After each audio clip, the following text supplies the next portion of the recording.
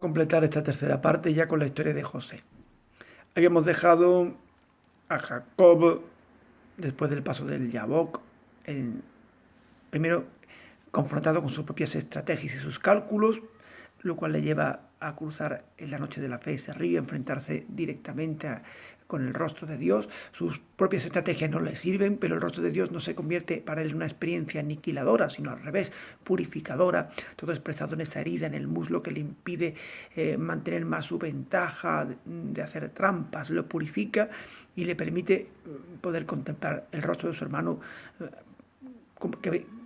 teniendo como requisito previo el haber contemplado él el rostro de Dios y haber subsistido. Cambia, se convierte en el prototipo de Israel, ya esto lo he explicado en el guión anterior, y parece que todo está medianamente solucionado. Hay una serie de episodios que no voy a explicar, algunos de ellos, por ejemplo, el rapto de Dina, que será muy importante, por ejemplo, para el libro de Judith, que ya lo veremos, no lo veremos, pero suelo explicarlo cuando lo hago por las mañanas en la facultad.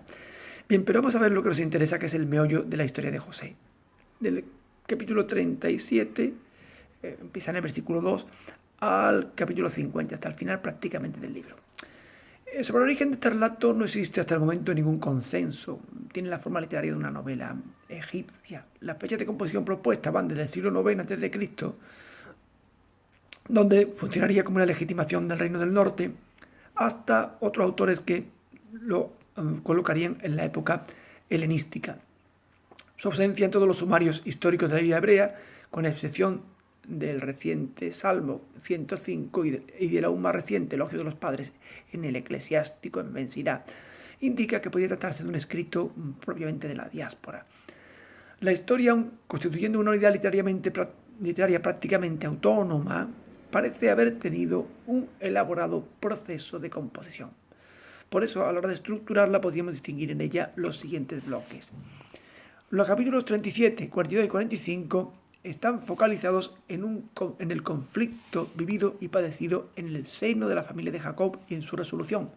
Los capítulos 40 y 41, aunque actualmente están integrados con el tema anterior, han sido construidos en torno al género literario del sabio cortesano, un género muy propio del próximo Oriente Antiguo, el sabio regio, el sabio iluminado, y han llegado a formar parte de una especie de leyenda, de estado, cerrada en sí misma y bastante independiente.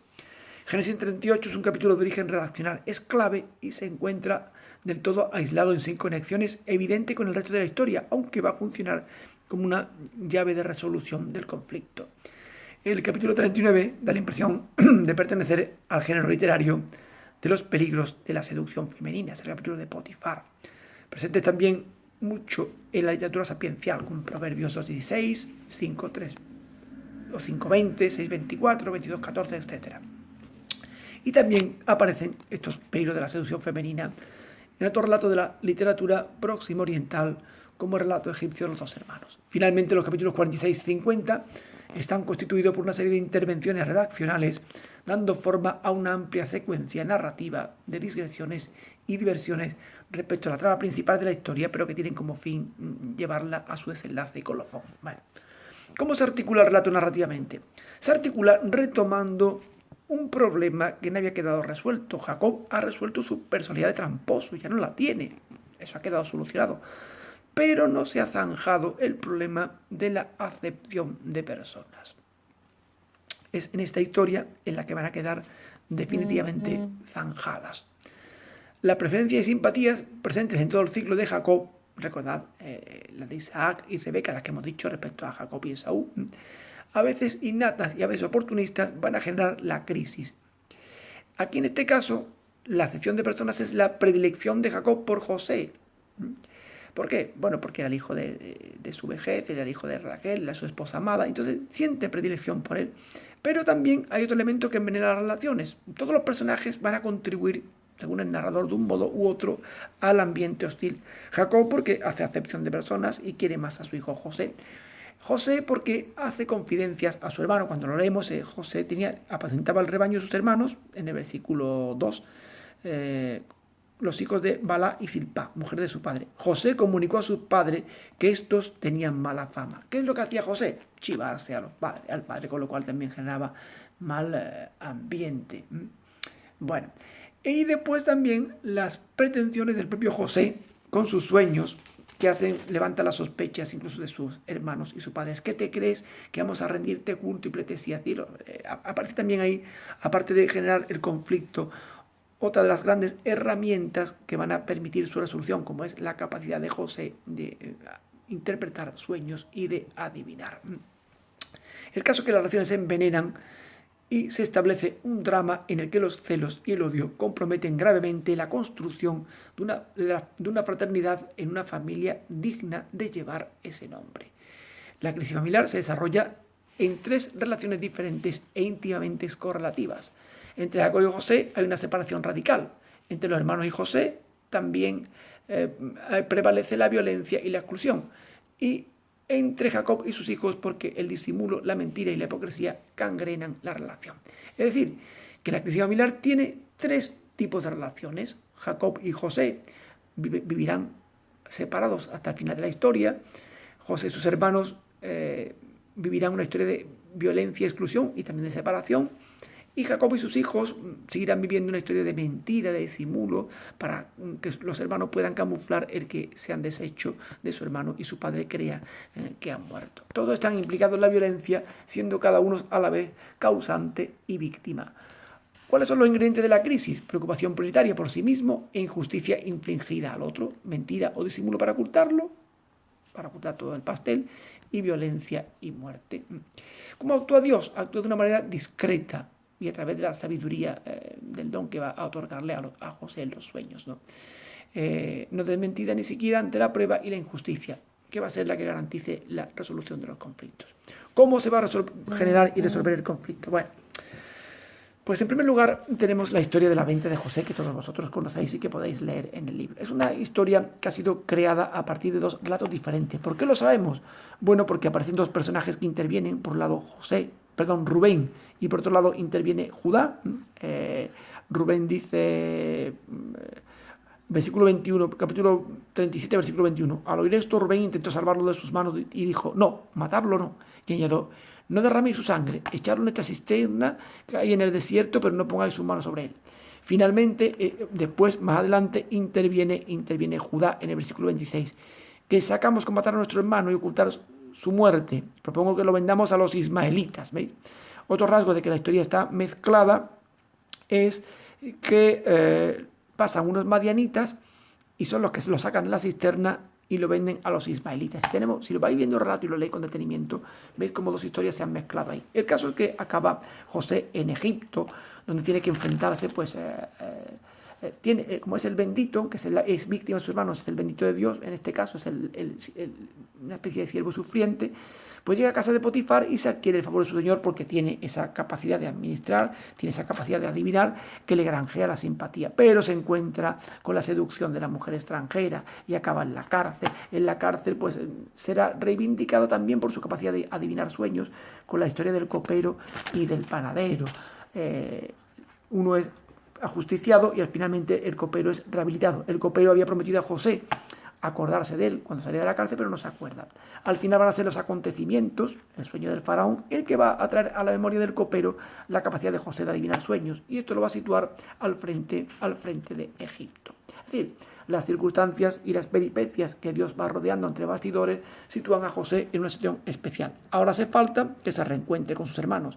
¿Cómo va a ocurrir esto? Va a ocurrir a través de la figura del hambre, que obliga a ir a comprar comida a Egipto. Recordáis, bueno, no tengo que explicar el sueño de las vacas, de las espigas, eso lo tenéis todo más o menos claramente. Por tanto, ellos llegan a Egipto y van a comprar comida ante José. ¿Y qué ocurre? José les reconoce, los acusa de ser espías, retiene a Simeón y pide que venga Benjamín a su presencia, si no, no les venderá más trigo. Cuando los hermanos de José le plantean esto a Jacob, Jacob se niega en redondo porque dice que lo van a dejar sin hijos. Versículo 36, vosotros me vais a dejar sin hijos. 36 del capítulo 42, perdón. José desapareció, Simeón tampoco está aquí, y queréis llevaros a Benjamín. Todo se vuelve contra mí. Y fijaos bien cómo los personajes mezclados, Rubén y Judá, son, digamos, los protagonistas del relato. Parece que Rubén era el protagonista original y que la historia reelaborada después en ámbito judaíta, ha puesto a Judá como protagonista. Rubén dice a su padre: mata a mis 2 hijos y no te los devuelvo. Déjalo bajo mi custodia que yo te lo devolveré. Pero no lo convence. Mi hijo no irá con vosotros, con su hermano ha muerto y él es el único que me queda. Vale. No lo convence.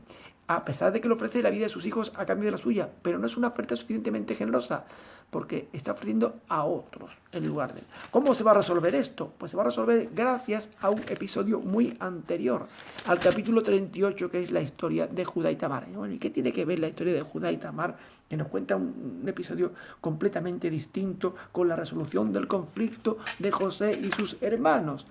Bueno, pues tiene mucho que ver. ¿Por qué? Bueno, pues la contamos brevemente, os pido que la leáis, ya que yo no puedo leeroslo todo aquí, darlo todo aquí, pues pido que la leáis. Vemos cómo yo la resumo brevemente. Judas andaba separado de sus hermanos y bueno, conoció a la hija de un cananeo llamado Sue y la toma por mujer y ella le da a luz un hijo que se llamaba que era su primogénito, concibe de nuevo y le da a luz a Onán y concibe de nuevo y le da a luz a Selah. Es decir, Judá de esta mujer cananea tiene 3 hijos. Claro, Judá tiene que casar sus hijos, así que al primogénito a le da una esposa llamada Tamar, que va a ser la protagonista de nuestro relato. Bueno, según el autor, el narrador omnisciente, nos dice que el primogénito de Judá, o sea, ofende al Señor y el Señor lo hace morir. Bueno, ella que se queda viuda, la pobre Tamar, y tienen que darle a su hermano, a Onán, para que se case con la viuda y cumplir la ley del levirato. Ya sabéis que la ley del levirato establecía que el hermano del fallecido se casara con la viuda, de manera que el primogénito de este segundo matrimonio sería hijo del difunto, para asegurar su descendencia. Onán, que lo sabe, no quiere perjudicarse patrimonialmente, porque sabe que su herencia se vería disminuida si su primer hijo era de la estirpe de su hermano. Así que lo que hace es pues poner el método anticonceptivo de la época. Se aparta y, como dice el texto, derrama él en tierra, ¿no? Y esto es malo a los ojos de Yahvé, que también dice el autor que lo hace morir. Así que se queda viuda por 2 veces. El padre dice: esta es una viuda negra, me va a matar a todos los hijos. Tendría que haberle dado a Selah para cumplir el levirato, pero lo va retrasando. De manera que Tamar va a idear una ardiz, se disfraza de prostituta, seduce a Jacob para conseguir quedarse embarazada. Seduce a Judá para conseguir quedarse embarazada.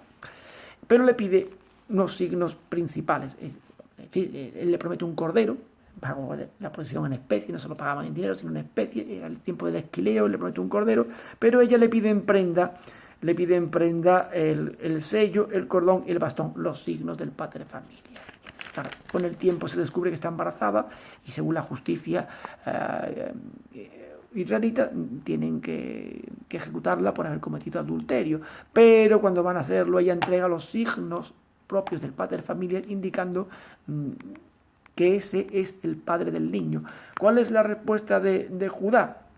Pues Judá examina los signos y dice: ella es inocente y yo culpable, pues no le di a mi hijo Selah. Otros textos dicen: ella tiene más razón que yo. Es decir, Judá sabe que ambos han obrado mal, pero sabe que él ha forzado a su nuera a obrar mal y que él no ha atendido el derecho de su nuera. Así, aprende a aceptar su culpa, aprende a asumir lo que ha hecho mal y aprende a respetar el derecho del otro. Esto va a ser crucial, porque cuando Judá se enfrente a su padre para poder ir a Egipto, cuando por fin vuelvan, hagan el segundo viaje a Egipto, porque al final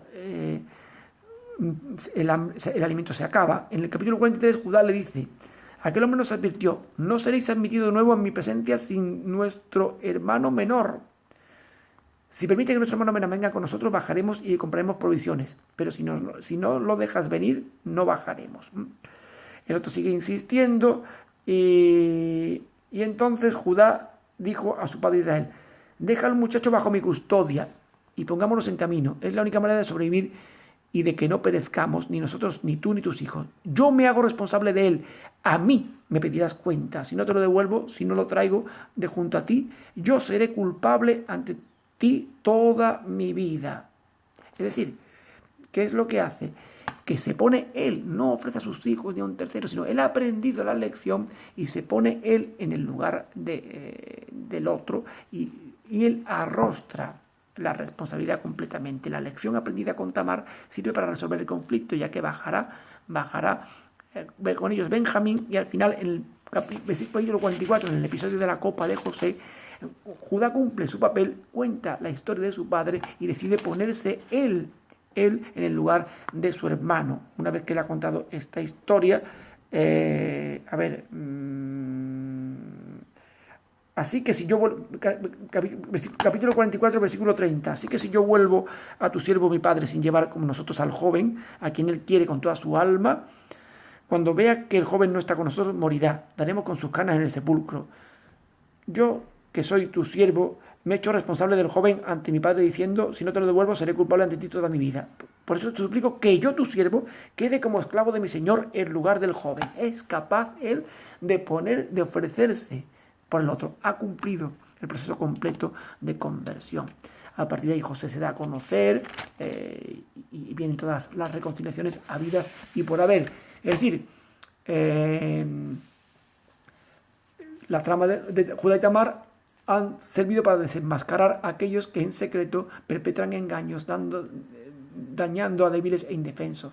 Los encargados de hacer aflorar la verdad ponen esta sabiduría al servicio de la tierra, actuando incluso a un nivel muy pedestre, a ese nivel de la astucia, ¿no? Llegando incluso a emplear eso, la mentira, la astucia, la injusticia, para permitir que la verdad salga a la luz y para dar a los otros la oportunidad de mostrar que son capaces de justicia. Es decir, Dios se sirve de personas con subterfugios no muy nobles, como por ejemplo el de Tamar, para poder hacer aflorar la verdad en un mundo marcado por la mentira, en un mundo marcado por los engaños, marcado por la injusticia, por la acepción de personas. Es una especie de medicina homeopática. Dios usa lo malo para que el causante del mal se dé cuenta del daño que hace al sentirse que se lo han infligido a él. En una lectura del conjunto del Génesis, la pregunta retórico arrogante de Caín, ¿soy acaso el guardián de mi hermano?, dirigida a Dios en tono de desafío, recibirá en esta historia, en sus vicisitudes, en la historia de José, la respuesta. El propio José se revelará como el guardián, pero también como el salvador y educador de sus hermanos, unido también al papel protagonista de Judá. De manera que el débil, el desterrado en Egipto, aprende de su comportamiento inicial. José pasa de sus pequeños vicios a hacerse virtuoso a través de la purga del sufrimiento, y Judá también aprende de sus errores y se convierte también en el elemento que vuelve a dar armonía a las relaciones. Jacob finalmente aprende, cede, entrega a su ente más valioso, a su hijo, pone a sus otros hijos a nivel, y todo queda en un aspecto de reconciliación final que permitirá a todos estar ya preparados para albergarse en Egipto y constituir el preludio del Éxodo. Bueno, eso es todo lo que tenía que explicaros. Podría haberlo ampliado mucho más, hubiera sido clases presenciales quizás, pero los vídeos, el material, la dificultad de subir vídeos muy pesados hacen que tenga que centrarme nada más en lo esencial. Cualquier pregunta que tengáis, cualquier problema que os surja en el texto, ya sabéis que podéis planteármelo por las vías habituales, o ponernos en comunicación conmigo, por correo, por chat, videollamada, etc. Bueno, hasta la próxima ocasión.